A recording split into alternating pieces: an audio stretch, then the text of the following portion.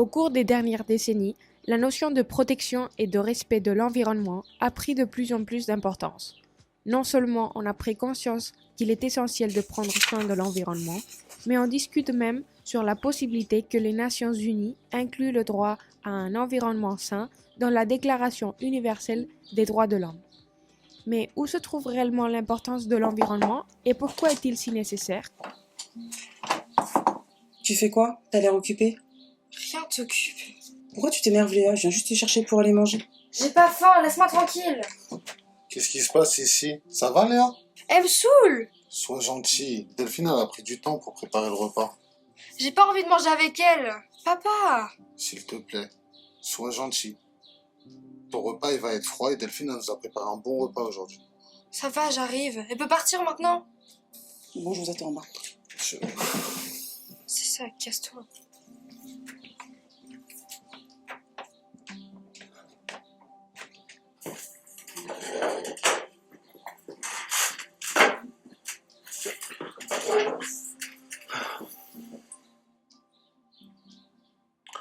Ma puce, pose ton téléphone, s'il te plaît. En plus, c'est pas super écolo tout ça.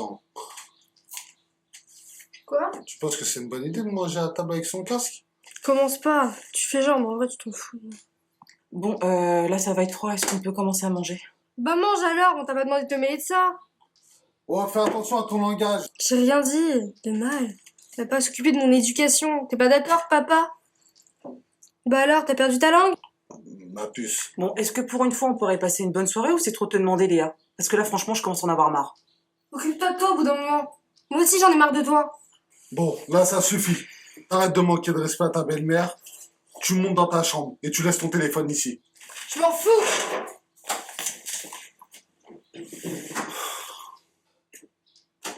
Tu peux me donner la salade, s'il te plaît? Sérieusement? Oui. Merci.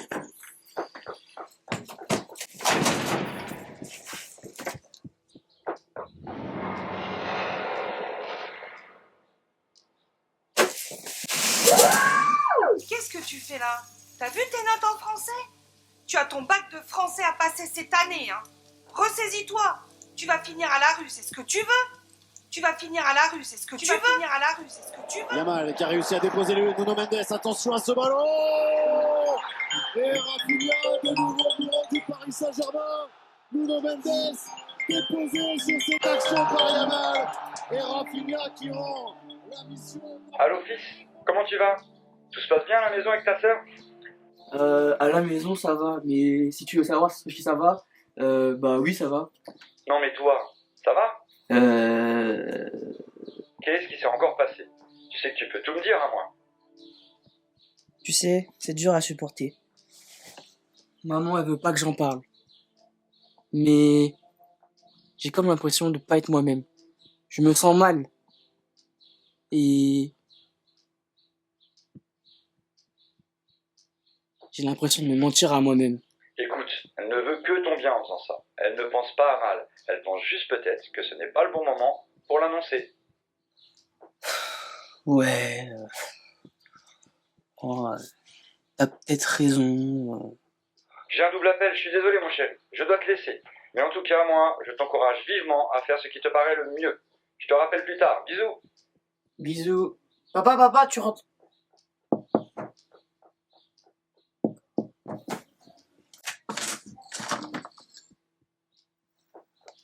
Ah, c'est la petite sœur. Ça va? Ça va et toi? Ouais, bof. Hein. Et toi, ça va?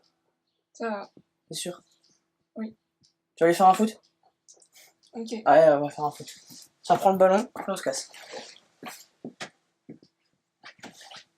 Concentre-nous, on a bientôt un contrôle. Là, faut qu'on y arrive. C'est sur les cellules. Ah, comment ça s'appelle le truc à l'intérieur des cellules Ben, déjà? un noyau, tu sais, comme les fruits. Concentre-toi, pas ça, le liquide à l'intérieur, comment ça s'appelle? Bon, on fait une pause. Jérémy va nous chercher de l'eau et ça nous fera du bien. Ça sert à quelque chose au moins. Ok, j'ai compris. Je vais me faire foutre, j'arrive.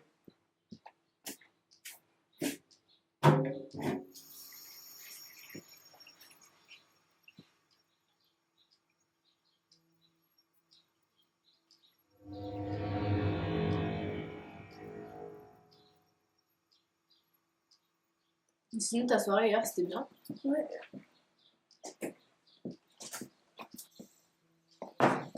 Les gars, je viens de tomber sur un truc là. T'en as déjà parlé, Emma. Putain, je sais plus. Ah oui, c'était à propos de quoi? Mais si, tu sais, là, les gens qui embêtent les autres. Ah, le harcèlement? Oui, c'est ça. Le gonfard? Exactement. Mais c'est quoi? Ok, en gros, c'est une espèce de groupe où t'as des adultes et des élèves. Et en gros, on se rejoint tous pour pouvoir aider les élèves harcelés. Et du coup, toutes ces personnes-là, on les appelle les ambassadeurs. Ah oui, j'en ai déjà entendu parler. Donc c'est ça ton truc rose bizarre là sur ton sac? C'est pas bizarre, mais ouais. Mais du coup, t'es ambassadeur? Ambassadeur? Mais t'as cru que tu faisais partie du gouvernement ou... Non, par contre, les gars, on va se calmer, sérieux. Mais oui, je suis ambassadeur. Et du coup, c'est vers moi que les victimes peuvent se tourner si elles se sentent pas d'aller voir un adulte. C'est une bonne idée, ça a l'air pas mal. Ouais, bah ça sert à rien. Puis quoi, vous aidez une personne tous les 6 ans? J'avoue, si on va pas voir un prof, on va pas aller voir un élève qui va le bouquin voir un prof. Bah oui, c'est complètement con. Ça va pas ou quoi? Sérieux, les gars, réfléchissez. Les membres de phare ne sont plus simplement des élèves et des adultes, mais des ambassadeurs à part entière. Donc leur but, ce n'est pas de poucave, comme vous dites, mais d'aider et d'écouter. Sérieux, réfléchissez un peu, vous êtes vraiment débiles. L'année dernière, sur 18 cas pris en charge, on a pu en aider 15. Tout ça, mais c'est énorme. 15 cas sur tout un lycée, mais c'est rien du tout. Jérémy, c'est bon, c'est déjà bien de pouvoir aider au lieu de rien faire. Vas-y, vous m'avez saoulé, continuez sans moi. Mais sinon, toi, du coup, ça t'intéresserait de nous rejoindre? Carrément, j'en ai déjà vu et j'ai jamais su comment réagir à l'occasion. Cool. Bon, mais par contre, il faut vraiment qu'on se remette au boulot là.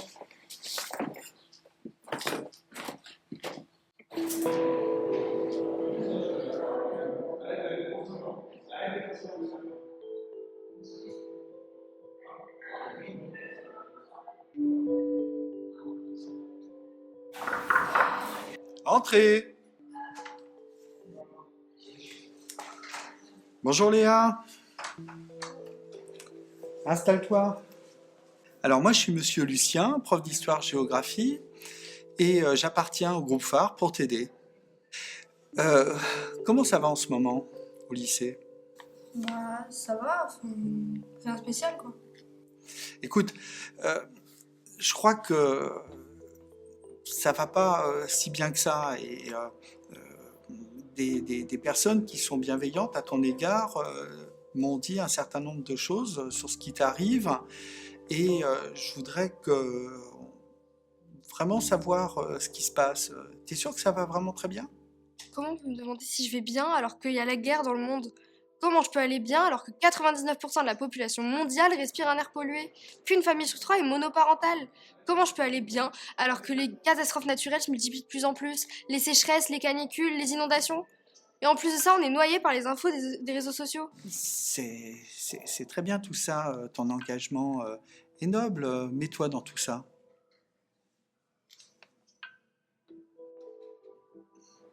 Alors, écoute, on va se revoir d'ici 15 jours et en attendant, on va faire en sorte que toi, tu sois bien. C'est d'accord comme ça? D'accord. Bon, et puis je voulais te dire, moi j'ai confiance en ta génération, hein. Je crois que vous allez bien réussir à régler tout ça. Bonjour Valentin.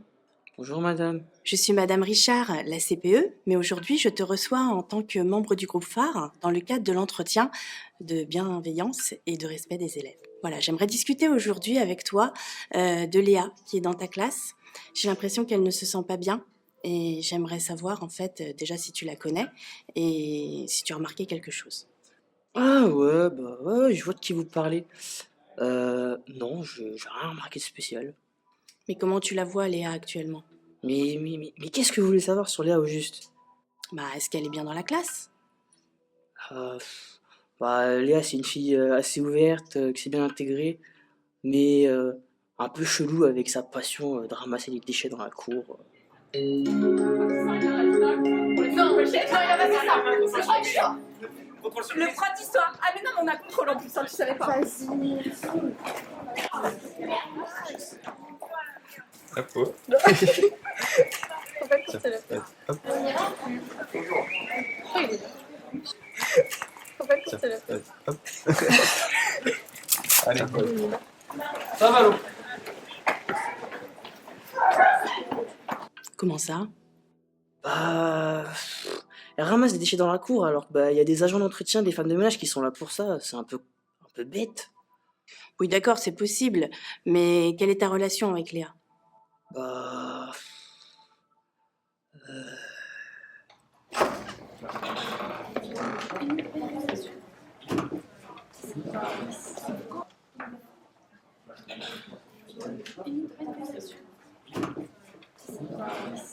Oh, ça va et toi? Ça va? Ça va et toi? Salut les filles. Ça va? Non, ça va pas, les scolaires ils sont en train de faire chier. Qu'est-ce qui s'est passé? Ouais, du coup, je vous disais tous, en gros, c'est la vie scolaire qui me font chier là, par rapport à mon tournoi la semaine prochaine. Comme je suis pas là vendredi après-midi, ils veulent pas justifier mes absences. Donc, du coup, c'est un peu chiant. Et regardez là-bas, la mangeuse d'herbe, elle s'est crue à la préhistoire avec ses feutres, c'est comment? T'abuses.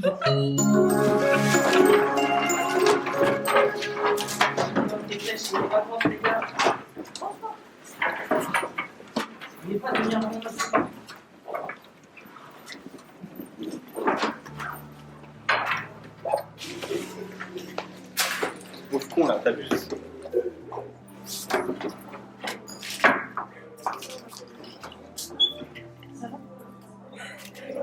Bon, écoute, j'aimerais que aujourd'hui, tu réfléchisses en fait à ce que tu pourrais faire pour aider Léa, à ce qu'elle se sente mieux et à ce qu'elle ne se sente pas rejetée.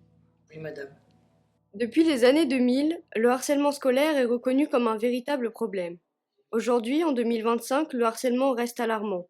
Un élève sur 10 est victime de harcèlement scolaire, ce qui représente environ 7000 jeunes chaque année. En 2024, plus de 122 000 situations ont été signalées et grâce aux campagnes et outils comme phare, plus de 60 000 jeunes ont pu être aidés et guidés. Mais chaque silence est une douleur de trop. Chaque voix levée, chaque main tendue peut tout changer. Tu vas bien? Léa, tu peux prendre soin de tes affaires pour une fois?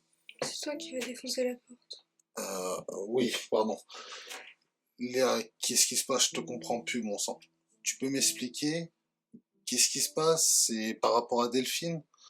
Non, enfin, oui, mais c'est compliqué.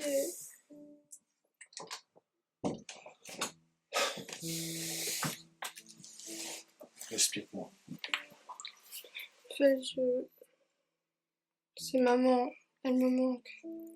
Je sais. Je sais, mais ça fait tellement longtemps que je l'ai pas vue. C'est à peine si on se parle maintenant. Mais ça va aller.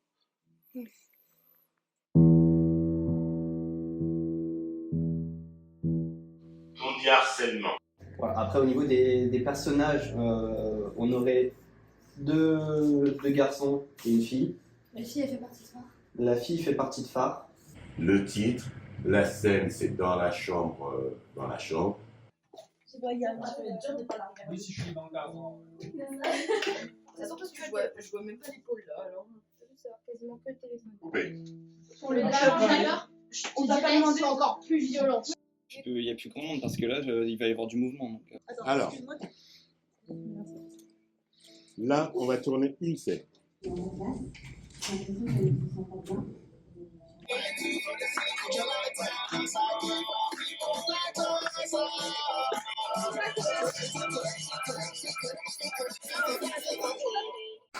Ben, je m'appelle Maëlou, j'ai 16 ans, bientôt 17. Et alors aujourd'hui j'ai fait assistant réalisatrice avec l'arbitre du coup. Mhm. C'est vraiment la toute première fois où je fais quelque chose qui sort de mon quotidien avec des personnes que je connais pas forcément, même les personnes avec qui j'ai le plus d'affinité ici. Je me dis que ça va parce que vu comment j'étais avant, j'étais très très timide et j'aurais pas pu faire ce que je fais là. Carrément, hier je me suis mise à chanter alors que de base je déteste chanter en public. Donc ça aussi c'est une grande avancée on va dire. Salut à tous, moi c'est Axel. Dans le film je joue le rôle de Jérémy. Et en dehors de ce rôle je suis également chef opérateur. Donc je gère tout ce qui est caméra et positionnement un peu des lumières pour guider tout ce qui est la gestion. Ouais, en fait j'étais un peu mitigé sur l'organisation de comment on allait gérer au niveau de la bouffe, du tournage, comment ça allait se passer. Et au final, ça glisse tout seul.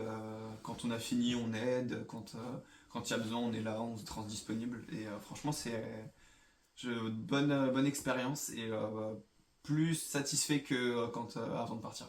Du coup, moi c'est Théa et je joue Emma, Anna, qui est une personne des témoins. Et du coup, j'ai adoré cette journée et vu que moi, mon métier de rêve, c'est d'être actrice. Et du coup, pour l'organisation, c'est trop bien. On peut essayer plusieurs métiers parce que moi, je sais que actrice, c'est compliqué un peu d'atteindre ce métier. Du coup, j'aimerais être au moins dans un métier du cinéma. Du coup, ça m'a fait apprendre les lumières, le cadrage, le son, tout ça. Comme ça, si j'y arrive pas, je peux toujours réussir dans un autre métier. Donc moi c'est Lilou, donc on est sur le dernier et 4e jour de tournage. Donc j'ai eu plusieurs rôles dans la semaine, notamment aujourd'hui puisque j'ai été réalisatrice des scènes pour la victime. Donc c'est très intéressant parce qu'on est au cœur du projet, on court un petit peu partout. Il faut vraiment qu'on puisse gérer tous les techniciens qu'il y a autour de nous en même temps que les acteurs. Sur un ressenti de la semaine, franchement c'est génial parce qu'on est sur une bonne ambiance. C'est l'ambiance de tournage, franchement c'est génial. On est quand même en plein dans le cœur du projet, de quelque chose qu'on a monté, donc on est très content de le voir enfin réalisé. Donc c'est absolument génial d'enfin le voir créé en fait. Coucou, moi c'est Noémie. Et du coup, alors, au niveau du tournage, comment ça s'est passé? Ça s'est bien passé, juste le petit souci c'est que j'absorbe trop le personnage, donc quand le personnage est triste, je suis réellement triste. Et c'est compliqué à jouer. Franchement, c'était incroyable. J'ai passé des super moments avec des super amis. Déjà, comme on se voit depuis janvier, donc franchement, c'est la première fois que je fais un truc aussi collectif entre amis. Et ça fait beaucoup de bien. Vraiment, je suis super heureuse et je remercie beaucoup Larbi. Parce que sans lui, il n'y aurait pas autant de trucs. Salut, retour de Valentin, alias moi c'est Noah, pour de vrai. Alors on a passé une super semaine en petit groupe, on était je crois 9 ados, 9 ados avec les autres, les éduques qui sont ma foi pépites. Non, plus sérieusement, une soirée karaoké après l'anniversaire de Tonton Larbi, c'était incroyable. Voilà, on a tous bien chanté, tous bien rigolé. Et une superbe semaine, des super bons souvenirs à garder et une super semaine de tournage. Voilà, je vous ai tous adoré, on a tous adoré faire ça et franchement c'était une bonne opportunité. Donc on remercie la DSEA d'avoir pu financer un petit peu ce voyage, même beaucoup. Lui c'est Samuel Beckett. Je m'appelle Sibélia et pendant ce séjour j'ai fait comme rôle réalisatrice, script et j'ai été aux Lumières. Très bien. Alors, comment se passe la vie en communauté ?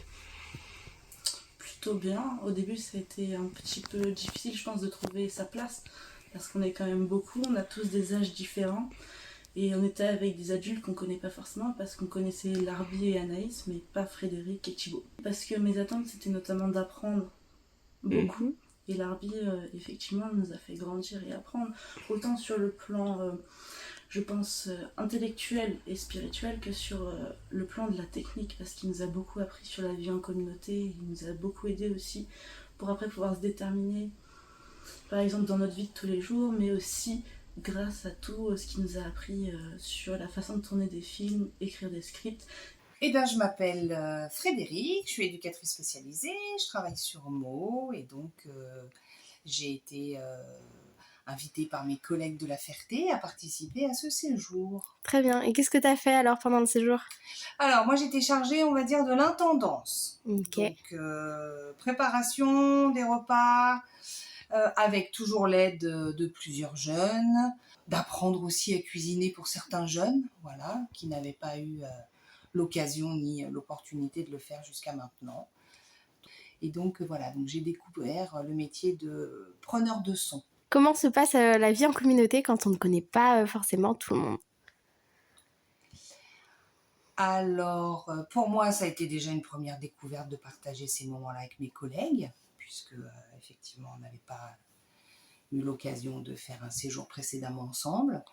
Donc, je dirais que j'ai pris ça avec un vrai plaisir de revivre ces sensations-là et ces émotions, de pouvoir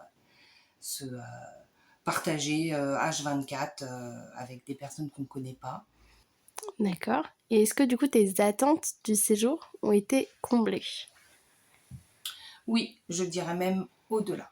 Pour nous, éduques, c'est aussi faire attention aux jeunes, j'ai envie de dire peut-être les plus effacés, faire en sorte que voilà, tout le monde puisse être à l'aise dans le groupe. Maintenant, comme le pouvait le dire Larbi, c'est le début de quelque chose. Voilà, cette fin de séjour, ça marque le début de quelque chose. La différence pour nous entre éducateurs et animateurs, c'est que ça va certainement pas s'arrêter là. Donc bonjour, moi je m'appelle Thibaut, je suis éducateur spécialisé au sein de l'association de la DSEA, la CPS de Meaux. Donc j'ai participé à un séjour avec mes collègues de la Ferté-sous-Jouarre. Donc j'ai été sollicité pour venir en soutien premièrement, parce qu'il fallait être 4 éducateurs. Sur le quotidien, ça s'est super bien déroulé, on a pu chacun voir un rôle. Moi j'avais le régisseur, donc je faisais un peu tout quand il y avait besoin. C'était un peu sur de la logistique. J'ai même tourné une scène avec un super rôle où j'étais le père d'une jeune fille. Donc c'était un très bon séjour, c'était une très bonne expérience et je remercie les collègues de m'avoir invité à faire ça. Alors moi je suis Eric Bimbi, je suis prof d'histoire géographie. Voilà. J'appartiens au groupe phare depuis 2 ou 3 ans, je ne sais plus trop. On avait monté avec Larbi un projet l'an passé. On avait réalisé un film dans le cadre du concours national de la résistance et de la déportation. Et ça avait été un moment absolument riche. Voilà, avec les élèves, je crois qu'ils en garderont un souvenir impérissable. Et donc, Larbi m'avait proposé de participer de nouveau cette année à un autre projet de réalisation d'une fiction autour de la problématique du harcèlement. Et là, le fait de se mettre derrière la caméra et devant la caméra, comment vous avez ressenti les choses? Est-ce que c'est différent? Angoissant, c'est flippant. Voilà, mais c'était rigolo. Ok, donc je suis Monsieur Dupont, je suis professeur de physique-chimie au lycée Samuel Beckett. Pour moi, le film, ça a été une première découverte, on va dire, du dispositif phare, parce que même si j'en avais entendu parler, je n'avais pas encore pris le temps de m'impliquer dedans. Peut-être que je pourrais le faire à l'avenir. Ça a été du coup, pour moi, l'occasion d'en voir un peu plus la mise en place du dispositif, comment pouvait se dérouler un entretien. Pour moi aussi, ça a été l'occasion de découvrir une autre facette des jeunes, des élèves. C'était la première fois que je voyais des jeunes sous cet angle-là, où tout d'un coup on comprend beaucoup mieux leurs aspirations, ce qu'ils aiment. Quand on se prépare à être enseignant, c'est après de longues années d'études où on évolue et peut-être qu'on perd un peu le fil ou le souvenir de ce qu'on était au point où en sont aujourd'hui les jeunes. Et donc je pense que ça va sans doute modifier durablement mes pratiques en tant qu'enseignant, parce que j'ai une meilleure vision de ce que sont aujourd'hui les jeunes. J'ai une vision plus précise.